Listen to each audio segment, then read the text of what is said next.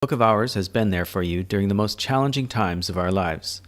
As an artist collaboration, we've given shape and depth to some of the most complicated topics of our time, making them easily accessible for those who seek to understand. We've given voice and space to the stories that often go ignored. Please take a moment to consider being a patron, make a donation, or join Rockfin. Thank you.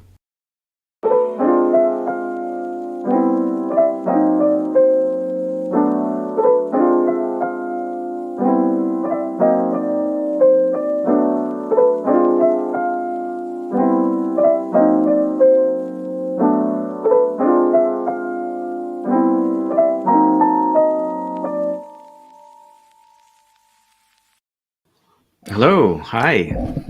We're welcome back to another edition of Pullquote. Hi guys, thanks for joining us this morning. We are really excited to bring our friends Judith and Ramona, and I think JP has a little bio that he wants to read, a little introduction. Yeah, now they are the co-founders of the Southside Fresh Market in St. Petersburg, Florida, and this is part of this program. We're bringing this to you because people are always talking about, well, what are the solutions? What can we do? Well, this is a program about those solutions, what we can do, and some of the things that you can do in your own community. So our guests today are co-founders of the Southside Fresh Market, as I said a moment ago. Southside Fresh Market is a year-round farmers market located in the South St Petersburg, Florida area of the country, in the middle of the 7 low-income, low-access food insecure census tracts. That's a mouthful. The market offers a variety of healthy food, free business, and wow, what was that? The market offers a variety of healthy food, free business, and food safety compliance assistance to local vendors, and engages the community through arts, nutrition, and garden education. The market is organized and operated by a nonprofit cooperative. We'll talk about that more later on. Ramona Brayboy and Judith Turner are responsible for the weekly planning and operations of the market.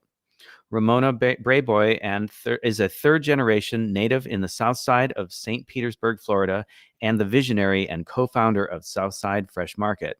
She holds a bachelor's degree in international business from the University of Miami and holds licenses as a chef, a cosmetologist, and a realtor. She recently started working as a nutrition educator, but what she is known best for, her love of the arts and her passion for singing.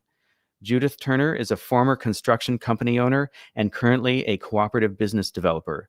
She holds a bachelor's degree in fine art from the University of Colorado in Colorado Springs.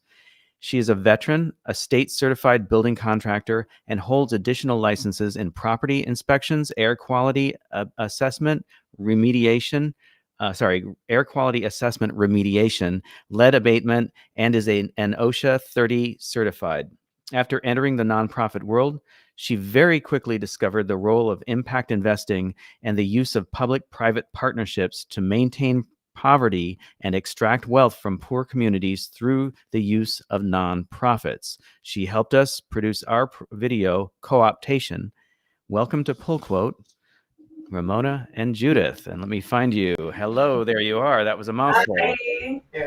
Wow. You guys both have a great background. Thank you for joining us today. Yeah. Thank you. You forgot one thing on my bio is I'm biggest fan of Book of Hours. Oh, thank you. Thank you so much. That. I think you were one of our first supporters, one of our first fans, and we immediately connected. I think you appreciated, our background, which, we both have kind of a corporate background. And I think what's really interesting, Ramona, is that you and I have almost the exact same background. I was in real estate in Chicago. I was I was working for the Le Cordon Bleu San Francisco, which is the culinary school based out of the Julia Child's culinary program. And then what was the third thing that you're business. So we have in common? Could be our stories. Cosmetology. I also worked for Estee Lauder for a little while. Yeah. So makeup artists. Look at that. We got so much in common. So much in common. So, and the blonde hair, of course. That part too. There we go. There you go. Preachy. Well, we are so thrilled to have you because this is one of our favorite topics, actually.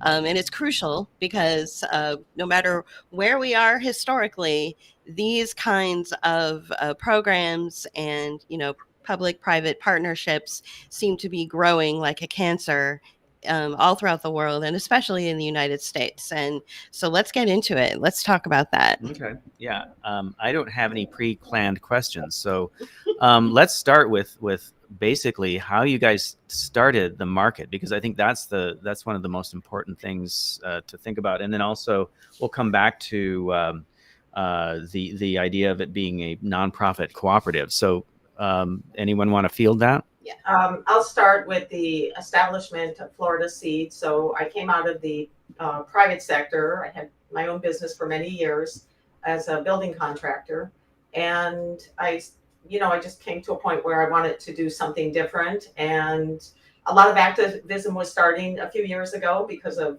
I guess, Trump. Everyone seemed to be wanting to get off the sofa and do something. So I saw a real rise in different issues coming up, and I thought, oh, I'd like to get involved in something. I have a little bit of free time, and I found cooperatives, and when I realized they're really businesses, and I thought, well, I'm good in business, I've done very well, and that I get it. It's really about, their traditional businesses based. It's just accounting and bylaws and values. So there's just three components that make it different from traditional enterprise. So I formed this organization, and I had gotten involved in a few projects, but I had met, we were doing something, we did these monthly fundraisers for another organization, and I had approached her family's restaurant and said, would you, this is going to be a big event, we have a nutritionist and a couple of doctors coming to speak, and Tampa Bay Times is going to come to cover the event. I'd really like your restaurant to see if you could donate the food for our event, and I'll make sure you get a good reference. So he said, well, and I knew her father already. I'd met him a few times. And he said, well, talk to my daughter. And I said, oh, you have a daughter? I pulled over there, and we had such a long conversation. And she ended up explaining how her family had started this market, and this, mind you, this restaurant is located in the center of where the area we're talking about, or that we will be talking about. So she had talked about a market that had been formed and how everyone loved it and latched onto it. But there's an organization down there that's city funded to help businesses, and they took over the management of the market, and then it was dismantled, and no one really knew why. And she kept saying how needed it was and how great it was, and I said. And just the way she explained it, I really sensed she had, her vision was very clear, very keen. I thought that sounds like a good project, and we just left it there. And I think that maybe it was in the springtime, March or April, and I had been invited to apply for a small grant, under $10,000. So I was being courted by impact investors, and they kept asking me, well, what would you like? And I'm like, well, rich people don't really care about what we want. What would you like? Like, what can I provide you that would make you happy? Because ultimately that's what we're talking about. You don't really care about what I'd like to do. It's really about what you'd like to do. So I had presented a few different projects that might interest, moneyed interest, and in cooperative development. And I'd like to clarify what we do is I became certified as a cooperative developer. We help people form co-ops. We're not actually a cooperative. We're a nonprofit because we help people that need our services. So we were talking about just maybe creating a center to assist with cooperative development. But I really did. So I wrote the project to fund this kind of top-down model, and I wasn't really inspired by it. And I submitted the grant, and somehow it didn't get read for some reason, because I guess the advisors had disappeared and it just got on hold for a really long time. So in October, I went to Baltimore to present in a worker co-op conference about a youth co-op we had been working with, and a youth-owned, youth-run co-op.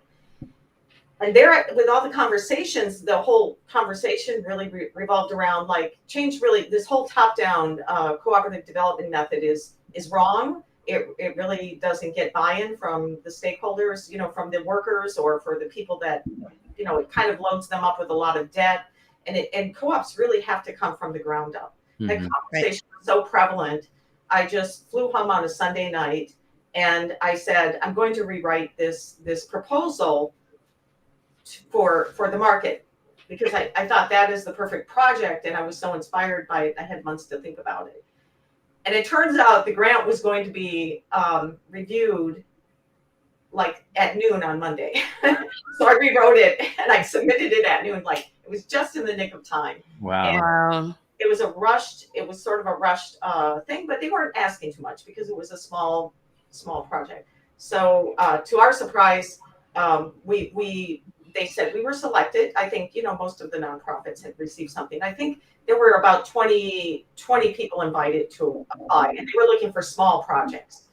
But what happened is in December, this was 2019, they awarded us a third of the grant. And everyone was, and there was a little bit of confusion about that because we were just given a third. But of course, everyone got in their jets and, flew to their islands, and we know what happened. So I suspect there was a little bit of, makes you wonder.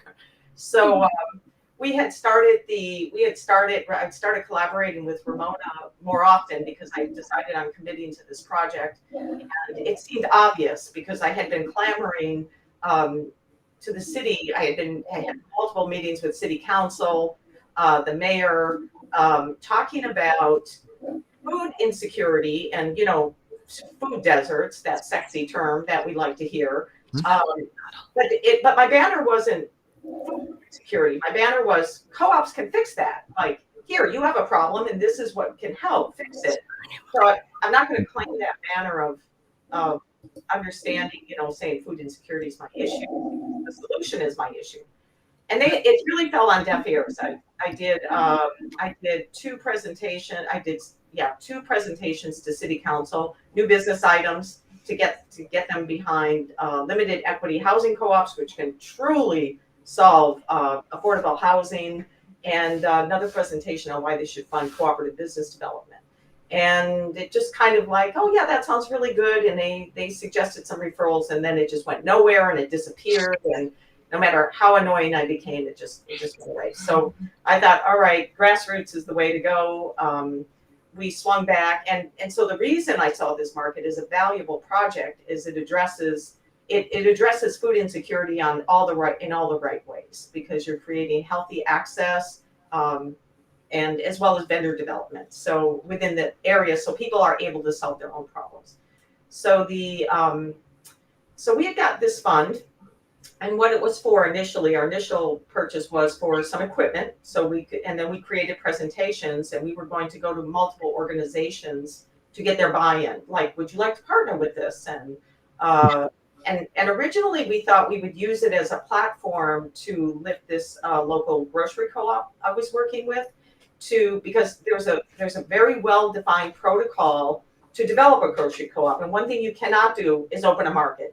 Mm-hmm. Against all the rules, and the people who are experts in this will not work with you if you attempt to do that.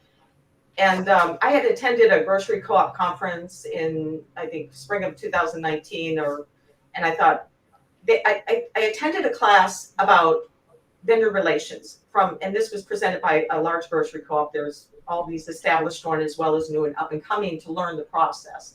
And they had this program they presented about retail ready, because they said, well, we've been around 50 years. We have 3 stores. What do we do with our surplus? And how do we serve our members, because our member owners? And they decided to come up with this project like, hey, we got a lot of people like Ramona and you coming in with really great products, but they're not shelf ready. So we created a free program for them to get their products up to speed and become shelf ready, and we'll put them on display, and then we get consumer feedback to help you improve and your product. And if you want, you can go sell in big chain stores, you can sell in Walmart, it's fine, but we're here to help you get to that point. And I found that story so inspiring. I came back and talked about it a lot. So I really wanted to say, okay, we're here to help develop future vendors for perhaps this co-op. We're going to help them become retail ready now. Like, why wait? Because the initiative wasn't moving that fast. And then I thought the market could be a really great platform for that organization to drive membership, because it was struggling to drive membership. So we had presented to several partners, but the leadership of the co-op declined to even hear the presentation. So we had gotten on the agenda and they just didn't want to hear it. So we just thought, you know what, we want to do it. Yeah. So I can bring a cooperative element to this in many ways. It doesn't have to be, I was just looking for a way to bring a cooperative element in the process of solving a problem. Well, let's back up a little bit, because I want to hear. You mentioned that Ramona's family started this kind of like as an offshoot of the restaurant. So can you tell us a little bit about the roots of this whole endeavor? Yes. So basically, on that corridor is called the Deuces. It's 22nd Street South. It is in the middle of those food deserts that she mentioned. It was historically known as the place during segregation where a Black person could get all their needs met, well into almost 200 Black-owned businesses on that street. The train station, the all-Black hospital, the movie theater, everything. Mm-hmm. So my parents both grew up on that street, particularly my father. That's where he spent a lot of his time growing up. My grandmother lived a couple blocks away, so that's where I spent a lot of my time growing up. But I didn't know the history of it until I was older, because it was pretty much a ghost town. You could see the tumbleweeds going down because it was boarded up for over 30 years. The drug situation in America clearly impacted that community like many others, but that clearly was an epicenter probably a little bit before my birth. And so my parents purchased properties in that area when no one was interested in it at all. And they have continued to do so. And it's just so happened by the grace of God and different families. We had the option of either selling to us or some investor that's not from the area that doesn't care anything about them, or getting it taken away by the bank. So there were also historical landmarks. For instance, where the restaurant is, Chief's Grill Cafe was a Black-owned grocery store and bar called the Sidney Harding Grocery Store. Yeah, so it's been featured in museums. There's an African American Heritage Trail on there. My grandfather actually was a journalist on that street, and he has his place of memorabilia in that area, as well as the local universities. And my grandmother was a very notable, famous member of the community because she was a nurse at that time. And they didn't have a lot of access to doctors, so nurses was their primary, source of care.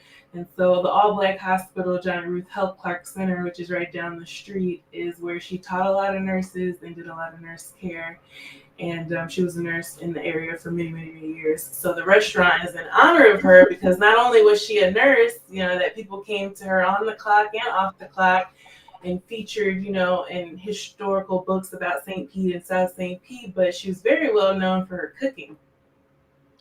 So your grandmother? Yes, my grandmother. Okay. Right. Brayboy Jones is her name, and Mary Louise Brayboy Jones, and she's from Louisiana. Graduated. Okay. She was going to Xavier University for home economics because that's what her parents told her to do, and she told them that she was going to drop out and go to Grady University in Atlanta to become a nurse. So that's what she did. And she moved to St. Petersburg and made a very impactful movement on it. So both my parents moved to St. Petersburg when they were 12 years old. My dad from Louisiana, my mom from Georgia. And they've been there for many, many years now. They're in their 70s. So they both grew up dating. They started dating at that time. They're kind of like, Wow. So sorry. So there's a lot of legacy there. I mean, not only with your family, but also, historically from the Black community. So that's amazing that you guys have been able to like focus this need in this market right in the epicenter of I would say a historical district, right?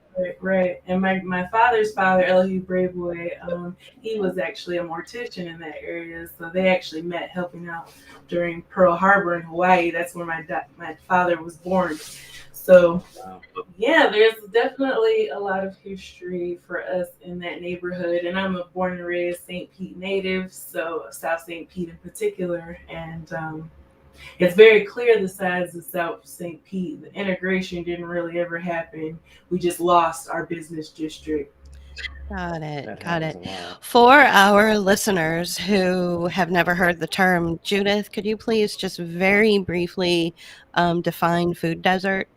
So they used to be called food deserts, but the USDA, what they based that on, if you want to put up I think this is the image, no, not that one, the one with the green. Yeah. Yeah, so this one is, these census tracts are based off of a U.S. economic census that is done every 5 years. And what they gauge to determine low income, low access, it's listed below. They have a number of indicators. So if you look at those indicators, they're more or less a number of either a combination of low individual income or low individual it's 80% or below medium income, individual income, or 80% below the medium household income. It's also low access to public transportation.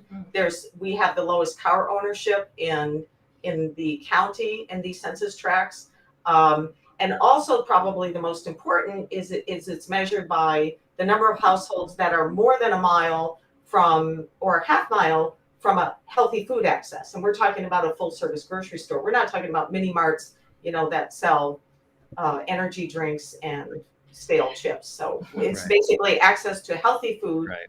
It's 500 households or 50% of the population of that census tract. So if you combine, and only one census tract, so every tract hits every indicator that I just mentioned, except one, it does not have low car ownership, but it has low access to public transportation, the low income indicators, as well as the low access.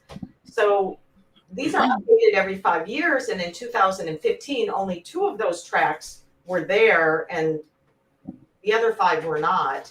And then when they updated, it was a bit delayed because of, something, like everything. They finally published, I believe, in April of this year. I found that they had updated those census tracts, and now they are 7, and they're not only 7, they're adjacent. So the poverty and the access has concentrated, and our elected leaders keep spouting. It's literally a line between the haves and the have-nots, and Yeah. it just so happens to be the haves are the non-ethnic group. Right. So they've been Yep. just saying that saying that how great they are, and they've reduced poverty. And I attended all these economic development sort of meetings, before the lockdowns, and that's what they were saying. They were showing us graphs. So look, poverty's down, and isn't that great? And like the jobs are up, and and I'm thinking, I met a young lady in my neighborhood. I would talk to every day. As I was working outside, she was living in my neighbor's tool shed. I found out, and I'm like, good job on reducing poverty. Like, what is that about? So I wasn't seeing what I was hearing in these meetings about what a great job they were doing of reducing poverty and food access. Well, we were talking about they took it out of the north side and What Ramona said. Side, If you look at the 2015 maps, you see that 4 of these LILA census tracts were in. They're somewhat sporadic around Pinellas County and St. Petersburg, but they were eliminated in 4 predominantly white neighborhoods. And she said they just moved them here to the Black neighborhoods. So it's like they just moved them. Like, okay, so to the poor and oppressed that don't have the money, time, or resources Right. to let you know that this is Right. going on. So in fact, the city can claim that they've improved conditions, but really in predominantly white neighborhoods, and that they've really neglected completely. and made poverty and access much worse. It's predatory. Matter of fact, on the way here, because she does live in the community. What's so great about our partnership is I saw, one of those food trucks, the distributors that bring them all their supplies. The food truck was called Colonial Distributors. So, So for real, like, just like rubbing it up right out, just come right out with it. I know nothing but poison came out of that truck, and a lot of the people, I guarantee, the majority, like she's talking about in her neighborhood, are going to convenience stores and gas stations for the majority of their food source. Oh, yeah. We live in the same kind of environment. We have, right. junky little corner store, one or two here. Exactly. Junky But little, as in the food is trying to make you addicted and therefore a junkie. And you're like, wow, how are you poor and you're overweight? It's the food. of course. Yeah. And and there are tracks in our area, not our particular area where we are sitting right now, but there are tracks in our area that are considered food deserts. And they're on hillsides, they're away from the bus lines, and there's a grocery store a couple miles that way and a grocery store a couple miles that way, but everything in between, there's nothing that you can walk through. Yeah. So like I say, I live in the area, I have education, I have a car, I have a little bit of money, but it's still difficult for me, right? Like I quoted in an article saying everybody knows you have to go to the other side of town in order to access healthy food. So what if you don't have a car? Well, yeah, we don't have a car. So yeah, you're on very difficult. You're riding a bike or you're riding the bus, which also our bus transportation situation here is a joke. You can't get anywhere for less than 2 hours. I'm talking about anywhere. So you're talking about going somewhere and coming back, that's a 4-hour trip, just the transportation. Right. We're familiar with that. Yeah, now we had to deal with that, going to other ends of like Pittsburgh, but like that's a maybe 7-8 miles still, to go to like we were talking about co-ops, the grocery co-op, which is on the other end of town, like literally the other end of town. It's on the east end of Pittsburgh. We're on the west end of Pittsburgh. That's 7 or 8 miles, but it would be a 4-hour round trip for us. Wow. Yeah. So we can help you start a grocery co-op. And it got worse during the pandemic. Yeah. They shortened the hours, in particular that they would go to Southside destinations. If I'm going somewhere on the north side, I got another hour or 2 to get there. But if I'm going somewhere on the south side, I got to make the bus to leave by 9, knowing that the people that work predominantly in those areas of town live on the other side of town. So they have to decide whether they're going to keep their job and stay after 9 and somehow make it back home to the other side, which would take at least, hours to walk to that side. Sure. And the buses probably, run only until about, 9:30 or so, right? Yeah, your last bus is a little bit after 9, yeah. So let's what would you like to talk about next? Well, I just wanted to chime in on one more thing. I think I had asked that you post the link to these GIS maps, and I encourage people to look at where they live because, for a long time, when I first showed up in the nonprofit world, like in 2017, people started talking about, there's food deserts in South St. Pete. I'm like, well, what is that? What is it marked by? And like in San Francisco, you have a billionaire every 80 blocks. Well, we have a food scientist every 8 blocks. Okay. Yeah. We have these food systems. We have a lot of food systems people in this area. And I kept asking, well, what is that? How do you find, what does it mean? What is it marked by? And so I had started, and no one knew, absolutely no one knew, could answer my question. So I had written a USDA grant and it required I access this map. And when I did, I thought, okay, now I found it. So when we had posted a lot of information, when I teamed up with a nutritionist who started promoting some of this information, the mayor actually made a comment on Facebook that there are no food deserts in Southside St. Pete. And I said, well, actually there are, and this is primary source material. This isn't like fantasy stuff. This is primary source. So if you're in an area that is, suffering from these conditions and you need a good argument to present to your elected officials or people that can help, this is really good material to understand what you're dealing with. Okay. Just with that said. Yeah. Very good. Well, yes. I wanted to go back again a little bit because part of your story, part of your story, Judith, you were talking about how, you were starting to write this grant, and you were thinking about Ramona and her family, and the conversation you had. So what I want to know is how that finally hooked up, because I got a vague idea of like how you guys you were talking about the writing the grant, but I wasn't sure. It was vague to me, like at that Oh, point, if you had already like come up with a business plan with Ramona, or what was going on with that. How'd that work? well, no, she had just told me the story of the previous market. I thought it was a really good project, and She said, "We can do this, Ramona. We can make this market happen." yeah. And she's Okay. like, "Yeah, and it's gonna happen." And So I kept hitting her up and say, "Okay, yeah, it's gonna happen, right?" Let's do it. So we kept, we went to several different places to try to find a location. That was the most difficult part for sure. Met some gatekeepers along the way, some people stalling and everything like that. We thought at the end of our journey that we had finally found a location that was really going to work. They said, "Oh, we have 5,000 campers coming. It's like we needed to put this together, and you just were the answer to we didn't know what we were going to do." So we're like, "Great, this is going to happen." And that was set for April. And April of 2020. Yeah, Wow.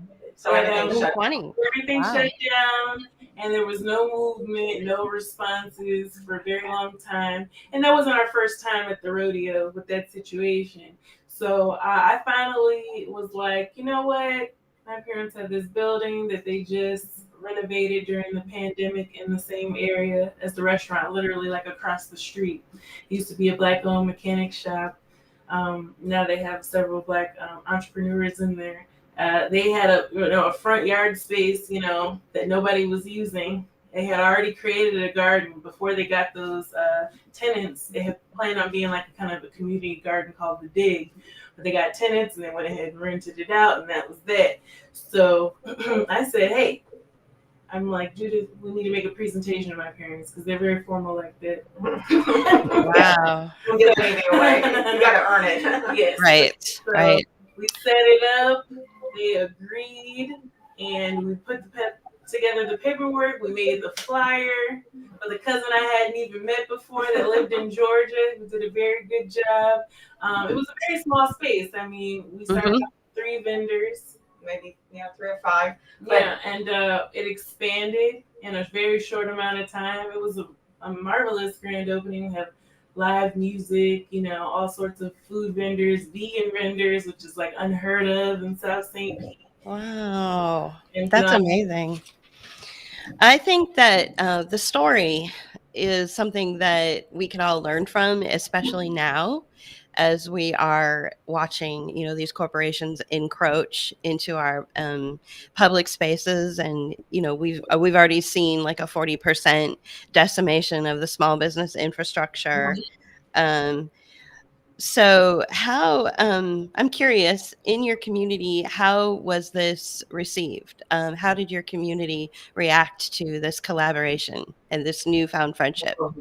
Well, initially it was good because nothing was going on at all. Okay. He brought the life back to me. We had a DJ. I had my cousin. He's a very crunk, hip hop artist, with the gospel. So they were getting it going. People were dancing in the streets. We expanded. A month later, we found that the city had a property across the street. We asked them, could we? Oh, well, I'll chime in on this. So I had approached this organization that helps small businesses that actually took over the market that her family had started a few years. And I said, Yes. What happened to that market, and what were the downfalls? What were the successes? Like, what are the best practices, and what happened to it? And they couldn't quite give me an answer, but I had a meeting with them, and they just came up with some like, "Oh, it was really hard, and it was like hot outside," and like, I don't know, seemed like kind of unclear. Hard. Yes. And we asked them for their help in securing a location, and then they said this. Well, yeah, I'm getting there. So they knew about the market pre-lockdown, and then I had emailed this organization to say, well, we're restarting. We finally have a location, because we had a location set before lockdown, and then it just went poof, like everything went up. Right. So we had this, I emailed that, I reached out to the person I had talked to about this prior and said, we have a location and we're moving forward. And I was trying to get some help and guidance. And it was never made clear to us that we could use this empty lot. It's city owned, but they lease it, or they hold the ability to let businesses use it, which is great for different events. Lots of wonderful events on there.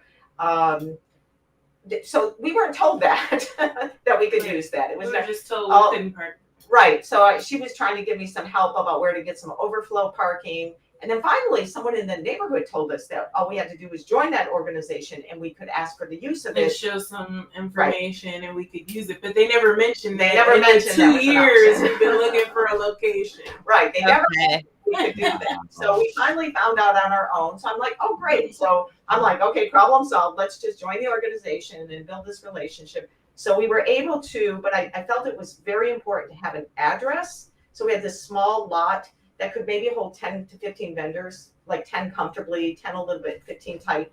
But at least we have an address, which is important if you're going to apply for grants for projects. It's important to have an address because when you're on city property, they also indicated that property is going to have construction. They're going to build a pavilion on it. So the time was limited that we would have. They just didn't have any indication of when that would be. But I knew the construction documents were in progress. So, and we were just notified right after we said we were moving to a new location that construction's beginning October 12th. Whether it's going to be directly on that lot immediately, we don't know, but at least the process of construction. So we got out, we actually were able to find a new place just in time. And it's really important to have a location because if you get a grant and then they go, oops, you have no more location, what do we do?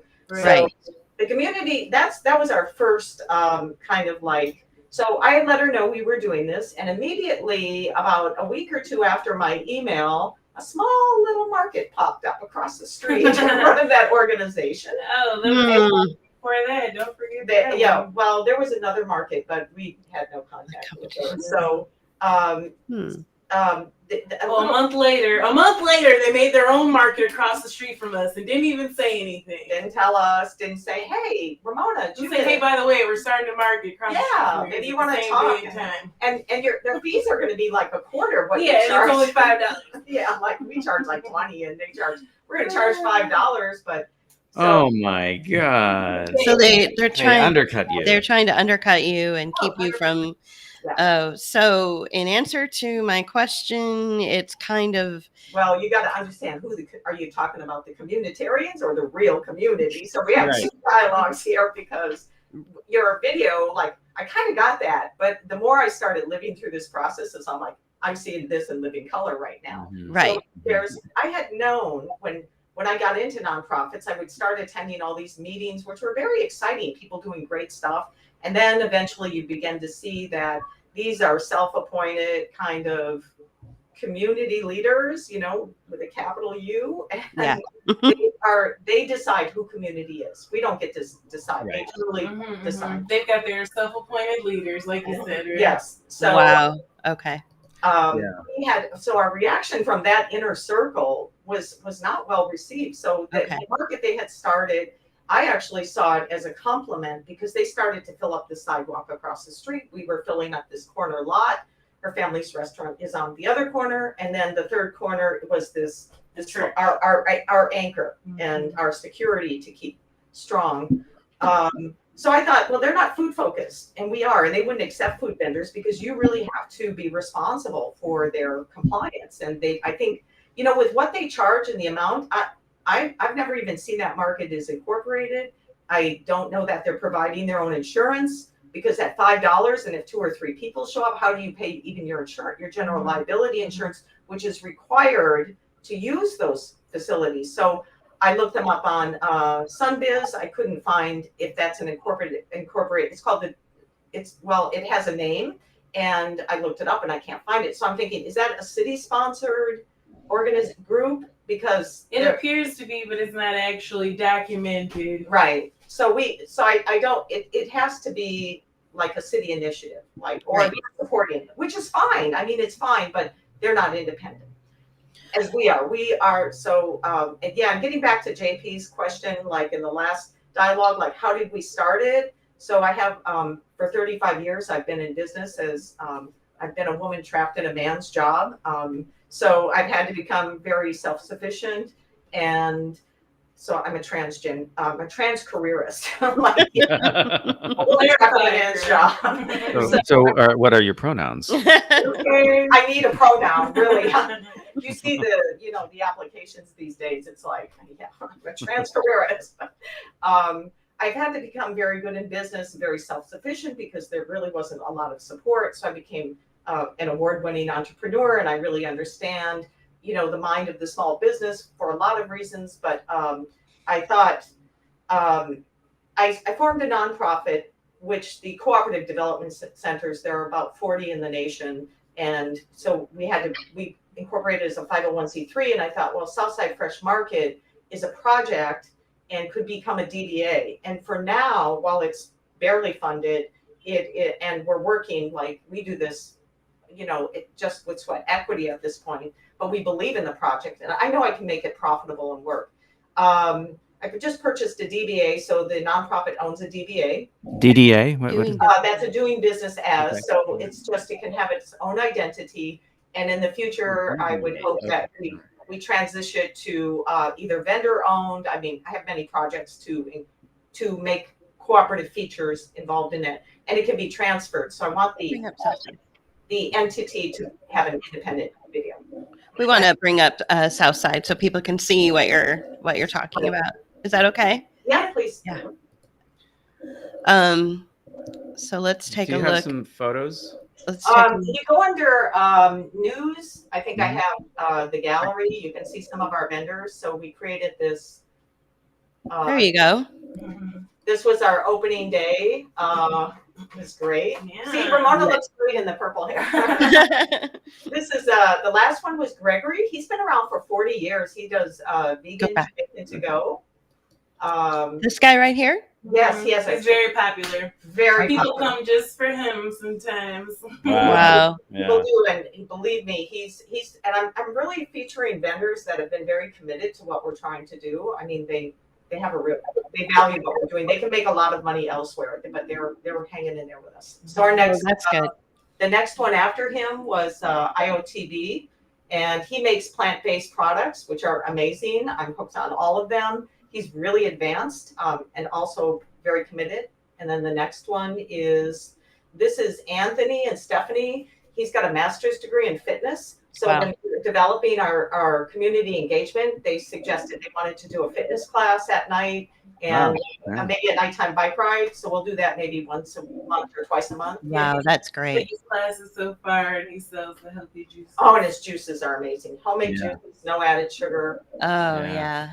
We've got this lady here, Hive Bakes. And I want to point out in the back, that is Ramona's family's restaurant. Over here. Awesome. Yeah. The musical notes there. Look at that. I want to go there. I Wow. want to go there too. That's Wow. amazing. Yeah. Wow. That is so great.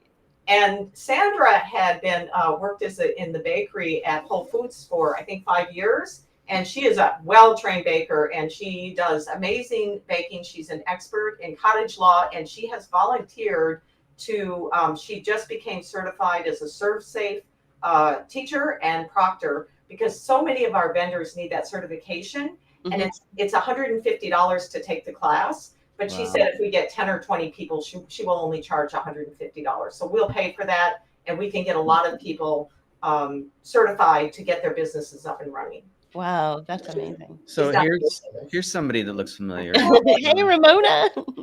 That's me. Yeah. I jumped out of my shell here, Yeah. My biggest passion is singing. So, Yeah. right in the road, just to let everybody know we're here. Yeah. Yeah. Wow. We've got an organic vegan entree. Wow, that looks good. That looks So Leslie is amazing. She makes your traditional like Americana, bad diet, hot dogs, chilies, burritos, but they're all made with vegan products, plant-based products, and they are delicious and amazing. And great service. Great service. She's been in the business over 40 years. Wow. Yeah, Another Wow. story. that's incredible. That's incredible. What is this? There's Oh. everybody. Hmm. So this was one day Ramona was on vacation, and the day so to the right in the red, she did a video of me, like she caught me off guard, and it was like 100 degrees, and I'm like, viral. Like my hair was a mess, as always. But this is the woman in the pink. She works with UF-IFAS extension, and she was a nutrition educator. The woman in the red represents SUAC, which is Sustainable Urban Agriculture. And then the woman on the left, she is the tenant, one of the tenants of the building that we were in front of, and she just let us use her space. And Wow, so beautiful. market pals, yeah, all working together. Yep. So she was teaching a class on nutrition, so people can learn how to create little healthy recipes at home. And so she was coming every other week at that time. Right. Wow. Wow, incredible. Okay, I'm gonna bring us back. Yeah. And, Well, yeah. thank you for that. Thank you for sharing that. What a great endeavor. Again, I want to just, really drive home this idea that the only way that this was able to actually happen is from the friendship that was forged between Ramona and Judith, which then gave rise to and set the seeds for something for the community. And these kinds of things can really spread out, and you're working outside of, these corporate vulture capitalists that will claim that they want to help you, get your dream going, but really they're there to co-opt it and destroy it. So in this day, what we really need is that grassroots connection, that grassroots movement. And all of what we just witnessed is as a result of that. Right. And, and also it's interesting to me that, you had not only rivals, business-wise rivals, but like it felt like the city was kind of against you as well. I'm going to bring up a photo that you sent to me, Judith, and it's this. Okay. So the Tampa Bay Times was doing a piece on this place called Tangerine Plaza, and why has it been empty for 4 years and 4 months, and in the middle of this area of high need. So it had occurred to me the few years I was kicking around and at their office all the time that they were not really interested in any initiative where citizens were really solving their own problems. And so when I helped the journalist like frame the whole problem, like he didn't understand about the census tracts. So I spent an hour talking to him, and he pulled one quote out of my entire talk, and I thought it's perfect. Right. There's no interest in supporting any initiatives from citizens solving their own problems. Wow. Which is exactly what you just said. Wow. If you look at what's below that, bring it back up for a let me bring second. it up. There was another piece I should have underlined, because it says that they would reach out, that they have a city initiative called Healthy St. Pete, and they said someone would reach out to us, and that was 2 months ago. We've yet to hear from them. But again, think about it. So it says the city initiative works to fight food insecurity.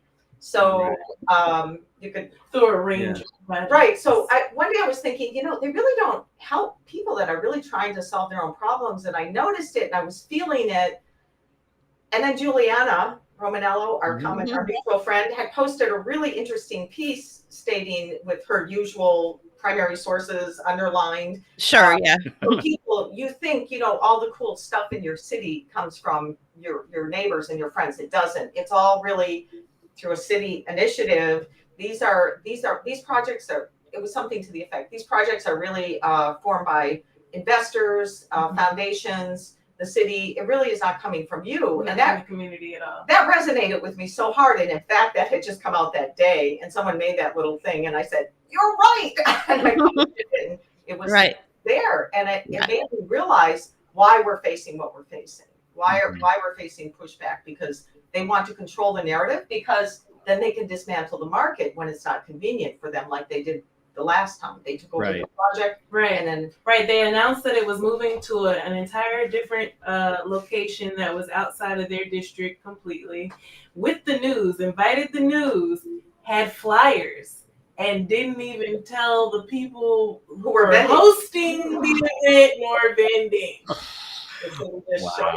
Totally sabotaged it. and Right. we experienced Sabotage is a good word. Yeah. Yeah. Sabotage attacks, Yeah. but they Mhm. have not been successful. Yes. So Yeah.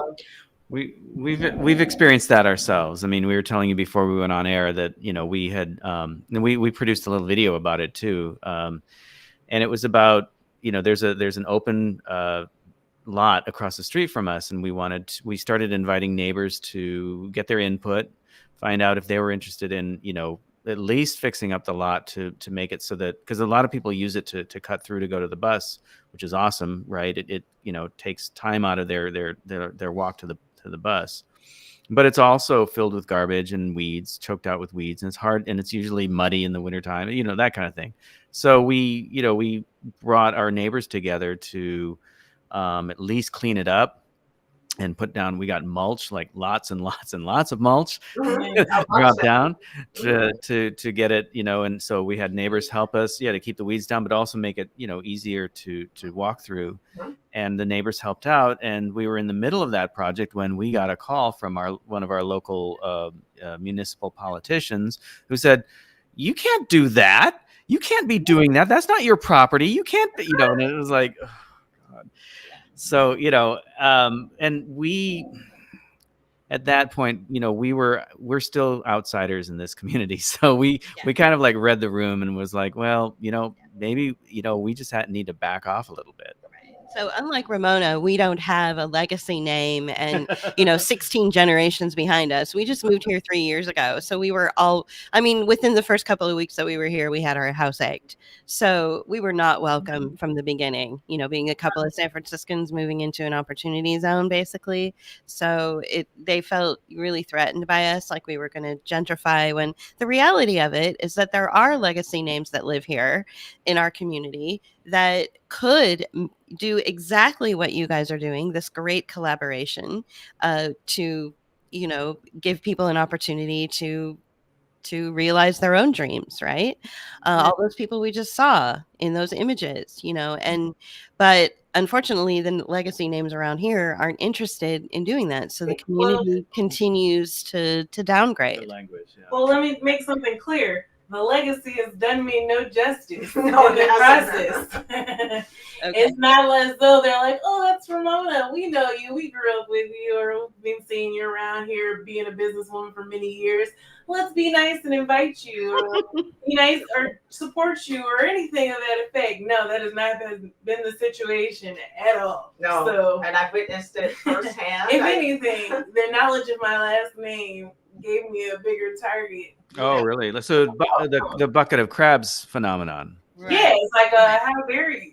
You got enough. In fact, when I met her, she was using her first and middle name, and I kept thinking, I asked her, why do you do that? Like, your last name is well known. Everybody, respects your family, but like, why don't you use it? And then I saw kind of the hostility. We were on a Zoom call, and she mentioned it, and someone made it like kind of a really sarcastic. Yeah, somebody I never knew before. Yeah. Said, little Miss Brayboy. Oh, you're the little Miss Brayboy. I heard all about. I'm like, and it was hostile. I'm like, it's like, okay, girl, But that's kind of the general consensus. Is you would think that that my family's done all these amazing things, And that they have. everybody would be trying to partner with them, but it's the exact opposite. It is. Got it. Okay. Yeah. Wow. I just moved here 3 years ago. I've lived in St. Pete 20 years, but I've lived in North St. Pete, and I moved to this area of South St. Pete 3 years ago. So I am an outsider. I felt the same thing, and I thought, oh well, that's probably why I get that vibe sometimes. But I'm thinking, then I work with Ramona. I'm like, they do it to her too. Like, what is Right. this? Right. We're not a So threat to anyone. Yeah. Our little market is just. Yeah, they make us feel like, we must be on the right track.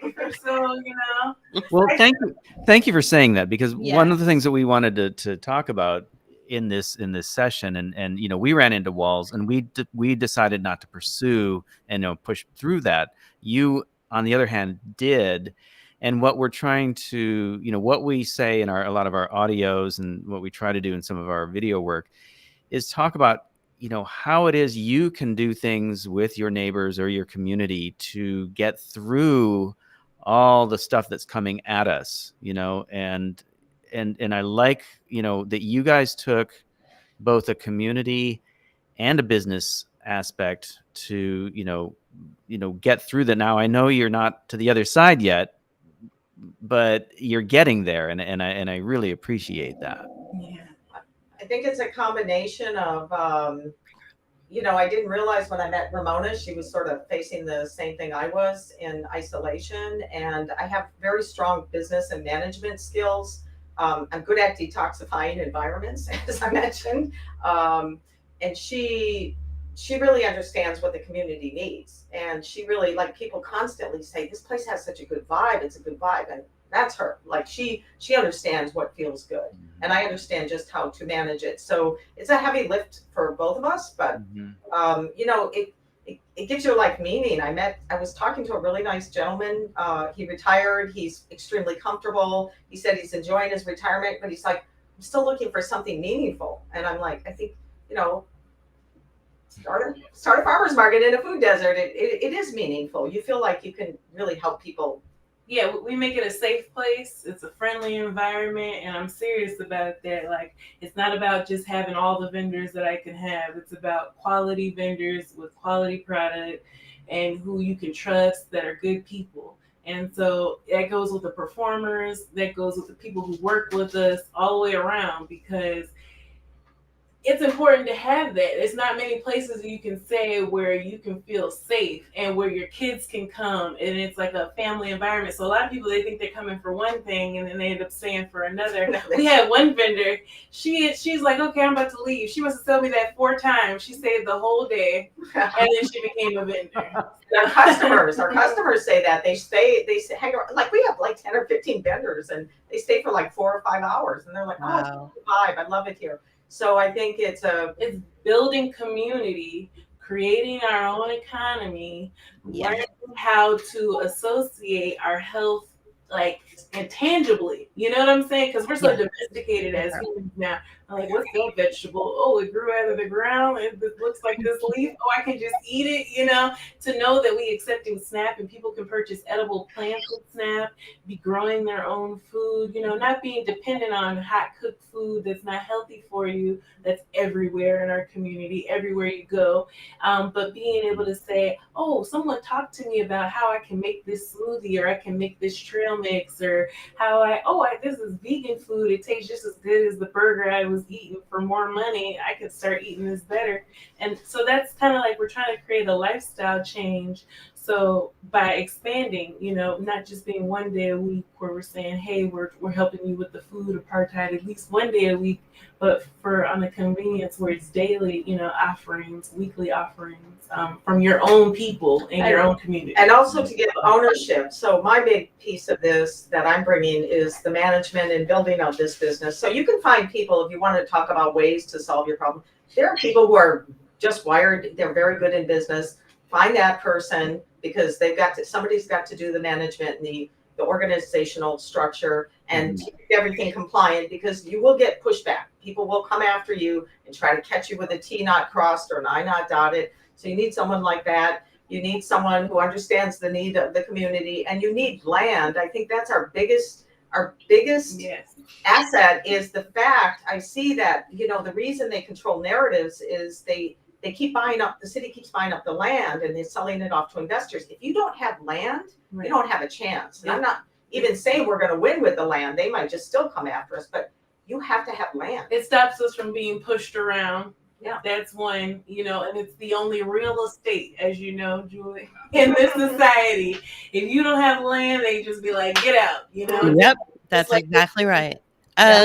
Let's very, very, very briefly touch on what an opportunity zone is. We have an image. Yes. Maybe you want to feel this kind of ties in with your commentary about the importance of land. So a few years ago, the Tampa Bay Black Business League, someone from there had reached out to me and told me about opportunity zones, because this gentleman, he's a PhD in finance. He had come to a number of my co-op classes. So I'm like, oh, what's that? And this was in 2017, early 18. So I started to learn about opportunity zones. And what they do is it's a tax scheme for billionaires to invest their money into funds. So I have a link to the funds. And let's say we just sold off our tech portfolio and we have $100 million. So your capital gains tax might be, I think Biden is going to set it around 28%. It used to be 33%, moves around from time to time. So we would have to put $28 million toward capital gains tax. But if you put it in this fund, you don't have to pay that tax. If that fund invests, let's say we're going to invest in a fund and we're going into these low income, low access census tracts that are designated as opportunity zones, and they can level out all of this dispossessed businesses, and we're going to build a luxury spa, which no one will go to because no one there can afford it. It could actually remain empty, but keep it for 10 years, and then you sell it off for $200 million. It is tax free. So that's my understanding of the opportunity zone investment. So what I see is the reason, again and again, we spoke to a Florida research legislator, we spoke to the Tampa Bay Times, and they said, why do you think your city, who had last year a $500 million budget, it was like a record amount of money because we have so much building downtown, is not investing in this area? And I just they're holding space for opportunity zone funds. And the link will take you to your state, and then you can really kind of start to look at who's in your backyard. And what I learned from my conversation with this business league gentleman is that, so I know it's a tax break to build buildings, right? Yeah. And all of a sudden I noticed a lot of people are getting funding for building buildings in this area. And I'm like, where did that come from? But they will own the building. You won't own it. So they might build me a nice cooperative development center, but ultimately it's their building, right? Right. The other thing that happens is, so what they talked to me, because I was the treasurer of this this grocery co-op we were trying to lift. He said, well, how could we invest in that? And I said, so they are allowed to invest in businesses as well as buildings. And he said, but the way it's structured, we can't just lend you the money or invest the money. We have to have an equity position. So they would have to own the business. So if you have a business, they can own whatever they want. I don't know what the terms are, 80%. They can say, we'll loan you money, Ramona, to start your business, but we have to own 80%. So you're going to do all the work, and you're going to see a very small return on that. Right. No. I remember you talking about this when we were talking about the co-optation video that we were working on with the co-ops, and Right. And you were like, I'm trying to start this co-op, and he's like, well, I want equity if I lend you money to get it started, and you're like, no, it doesn't work that way. It doesn't work that way. The IRS recognizes co-ops very well. They are actually 30% of they're 20% of the world economy. So they're businesses. They're in IRS statute. So a co-op really, no one can hold. It's one member, one vote. So you can buy one share of member equity. You can create a class of preferred shares. So you could sell guys like this shares of stock, and you can use that money to expand your co-op. However, they have absolutely no decision-making power. So they can't come in and start telling you what to do with your co-op. So they can't control it. And that's the thing that stops them. Okay. They can't control it. So they could technically have an equity position, but they can't control it. Only in return on investment, which becomes like a loan. So, yeah. Wow. So they're like, nah, thanks. I'm like, well, thanks for asking, but it wouldn't work.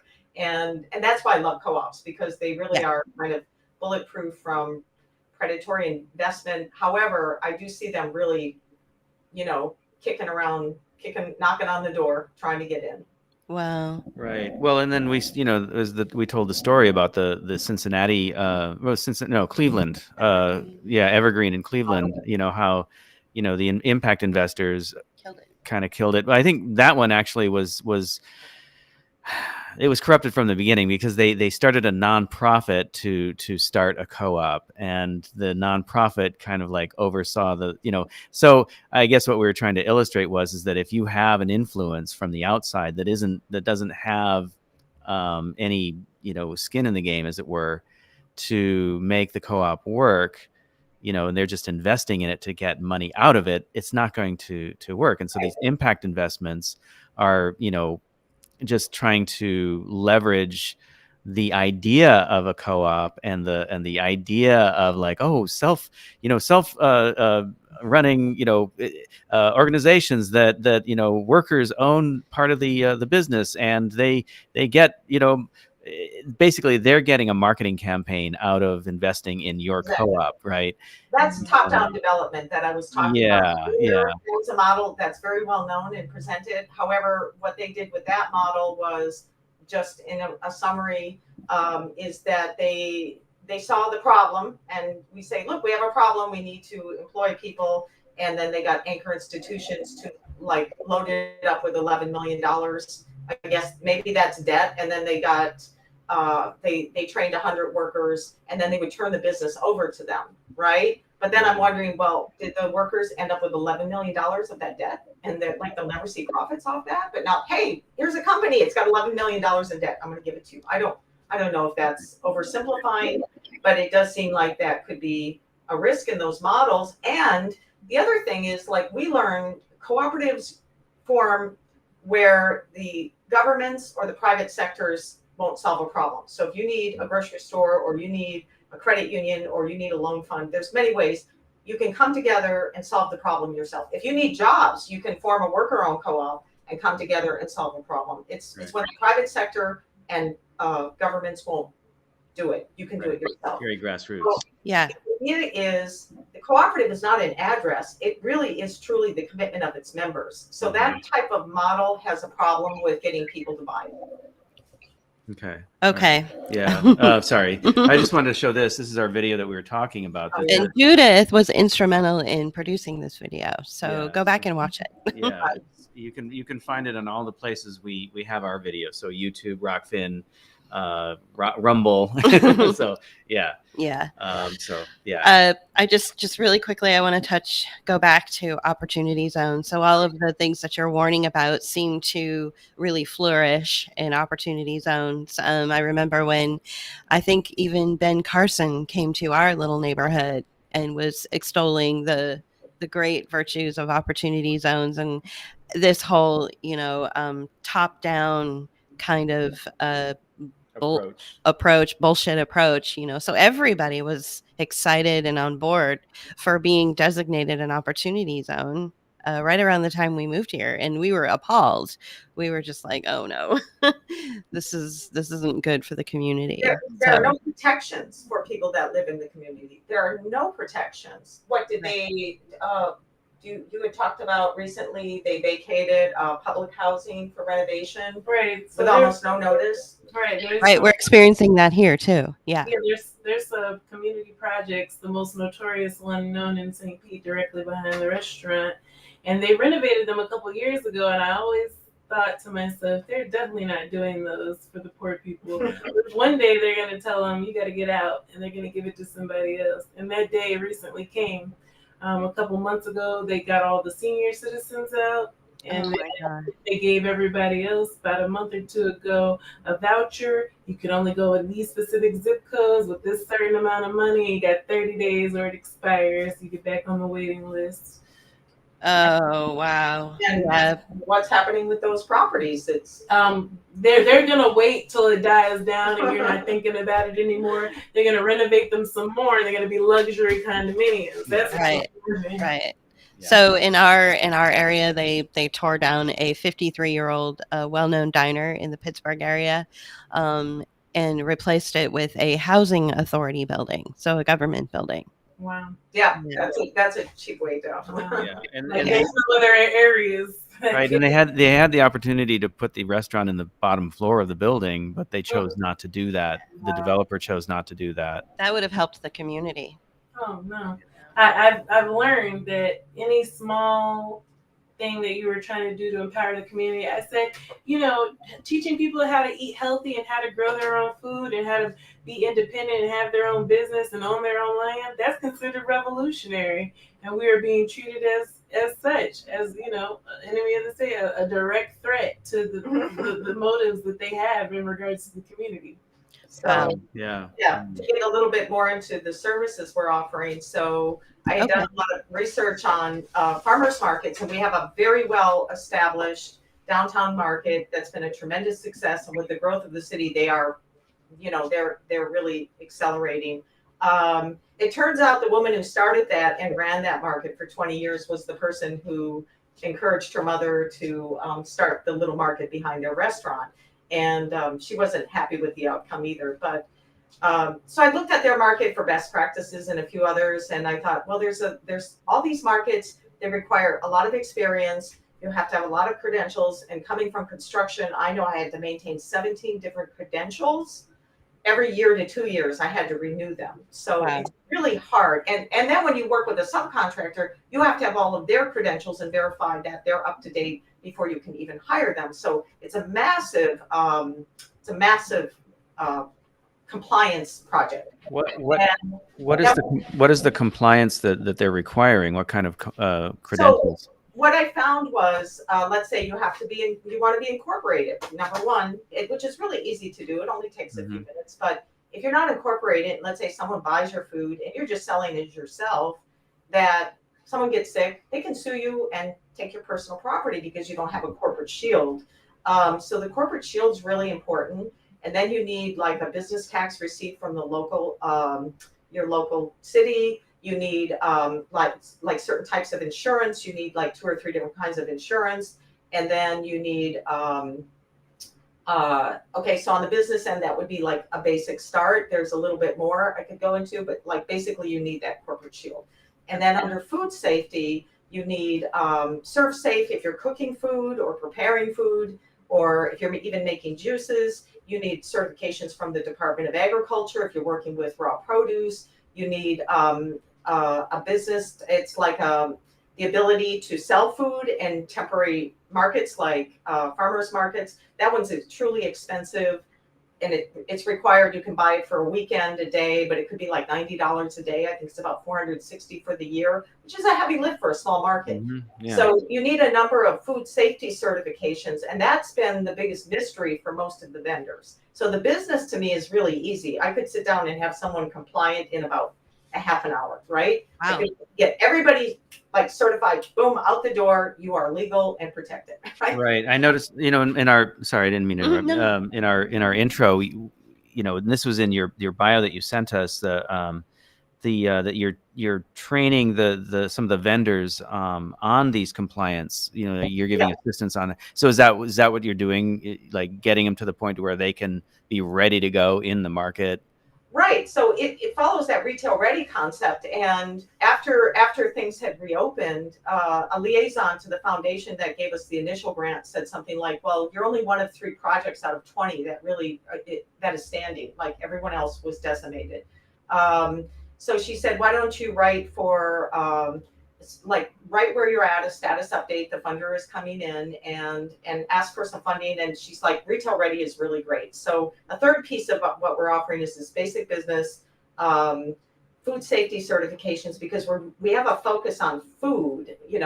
We do sell like earrings, but like the focus is developing business opportunities within this area. And then the third piece is like Andre with IOTB, he makes these plant-based hair products. So we're helping him maybe get retail ready. Like there you need to be a product maker certified, and you need your labeling. And then he could get into big box retail. Like that opens a door. So it's like a 3-tier system, and not everybody wants to go through all 3, but we definitely see a need. So all of these other markets say, well, you can't come to our market unless you have all these credentials, which are very expensive. And in fact, one of our vendors had asked the local business assistance center that I really like. I learned so much from them. I taught classes on cooperatives for about a year or 2 before everything, closed up. So I valued the service, and she said they couldn't help me. And in food safety, like they don't know, that's not what they do. And then I have 2 people we have 2 vendors that have master's degrees, and they're pretty sharp tacks in the box, and they're having trouble decoding what is required of them. Right. So it's not like clear as day. Right. And I thought this is the same in construction. Like it's the same thing. You need things from your local government, you need things from your county, you need things from your state, from the federal government, and you need different types of insurances. So that's really kind of a strength I have because of 30 plus years in construction, having to manage those credentials. And different states. I was also licensed in California, and I was licensed in Florida, so I hold multiple licenses from multiple states. So that's what we help them do, is sort of get through that track.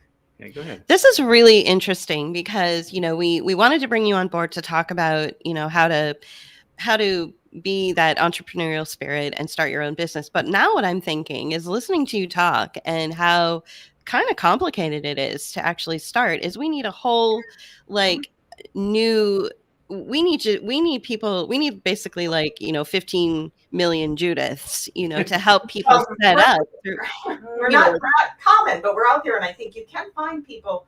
You go to SCORE and you say, look, would you help? Like they do services for free. Okay. And it's just not very concrete in the way. Right. The SCORE, SCORE is problematic though, because they don't always have what you need, and neither is the Small Business Development Center. I was a consultant with the SF Small Business Development Center for 10 years, and we actually had somebody on board that knew how to do what you're talking about, getting people, retail ready. Certified. Yeah, retail ready. Like she worked with people we had a guy who made sweet potato pie, and he started getting his pies into like Whole Foods because this woman, our consultant at our location, had the knowledge and like how to get people retail ready.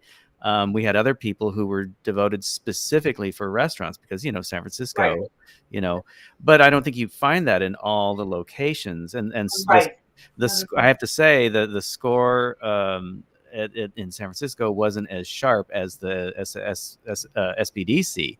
So it all depends on who's leading those individual organizations. I've taken a lot of those services, and they usually they'll give you a sheet of paper and say, these are all the things you have to do, and these are the links. And I'm like, well, there are lots of people that can go to those sites and they can't navigate them. So what I'm insisting on doing is I sit with people and I actually walk and I either do the incorporation for them or I have them do it, and I guide them through the process to make sure that it's done. It's like they not going to do it. And then the two other obstacles we're finding is, of course, these small businesses go, this is great, but where do I get $1,200 to start all this? Right. So I just created a loan fund of, a small revolving loan fund of $5,000.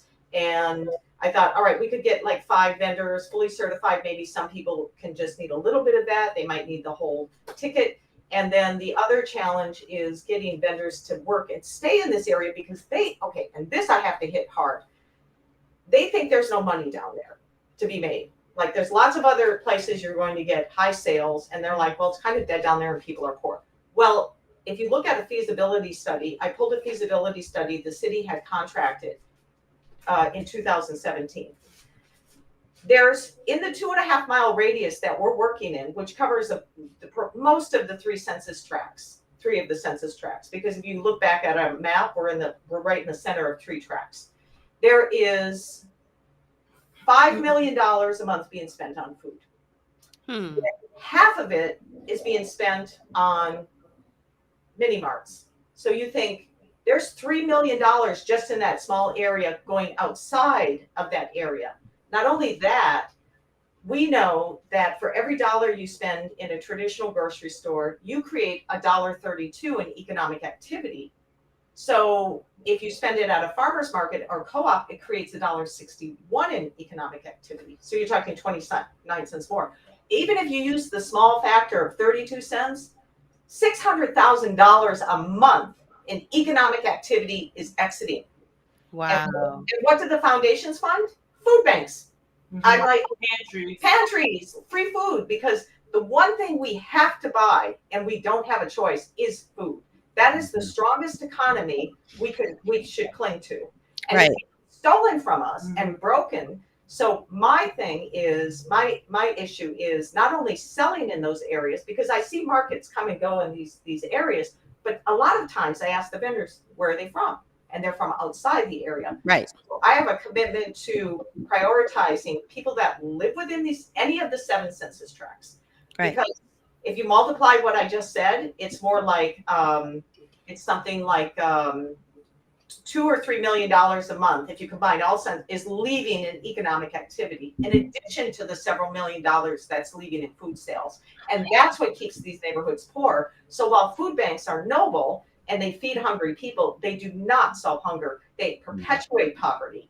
And it's and I've noticed since we've been in business, like more and more of them, they're popping up near we are. Somebody got a mobile food truck and they're like, we're going to park down the street on Sunday. And I'm thinking, it's like you're coming at this, while I think people need access to food that way, it is not the way to solve They're the always problem. trying to treat the symptoms, never cure the disease. Right.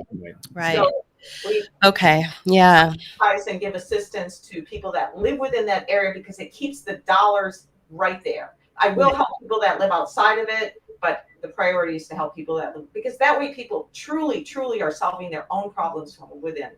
And that's the only way to do it. So that's where we are. And wow. I cannot believe how quickly this conversation went by. Wow. I'm going to bring up your website again. Go yeah, ahead. let's bring up the website while we say goodbye. Did you have a question or? No, I'm overwhelmed with the information that Judith and Ramona have shared. I think that there is, lots to learn. And I think even JP and I are going to need to go back and listen to some of the things you said. I think that there is an opportunity for people like Judith to position themselves in these communities that are trying to, like you said, keep the dollars within that community. So people like Judith could position themselves as, sort of gatekeepers, to that philosophy, and help these people become retail ready, apply, navigate through these really complicated systems that, I thought I was pretty good. I thought I had some business acumen. Oh my goodness, this is way beyond, what I could even, well, and maybe not gatekeepers, but not gate openers. Gate openers, protect. Yeah, new titles for us. We are gate openers. Yes. Gate openers. What I was talking about was protecting the community from these, predatory alliances, and keeping the gates strong from being open to that. You know what I'm saying? So that's what I meant. Protecting our energy, yes. Yeah, right. Yeah, in the 6 months we've been hanging out down there every Sunday on the market, I started to think, well, I've been sort of looking at nonprofits for 3 years, and then I looked around and I thought, all these things are being funded, great initiatives, but where is the food? Right. Like, where is the activity? Where is the information? It's like nobody is funding like people doing something like we're doing, and I just think, why not? It's not rocket science. Most people kind of get what I'm saying. Simple as pie. We need to eat proper food in order to live longer. So exactly. That part I get. That part I understand. Yeah. I want to thank you both for joining us today and sharing your vast knowledge with us and your history and how you met and how you started this. We need more stories from people who are working on the ground. There's a lot of popular people out there that have, risen to the top, and they're kind of sucking the energy out of the room. And I think we need to hear from more local people, because the communities, the citizens of the United States are pretty confused right now about where their futures are going. There's a huge rise in job loss. There's the destruction of the small business infrastructure in our country, especially over the last year and a half. So we need actual, tangible solutions and people who know what they're doing, and that's where you come in. Yeah, so we want to thank you so much for coming here and sharing everything with us. Yeah. So we're gonna say goodbye. Well, I had a couple more points. One thing was, and I'm glad, what we're trying to do is present information and people that are providing solutions and ideas that are not about scaring people about what's going on, but actually giving them ideas and positive information on what they can do to help move things forward. But what I wanted to ask you was, give us the URL, and Ramona, can you tell us the name of your family's restaurant?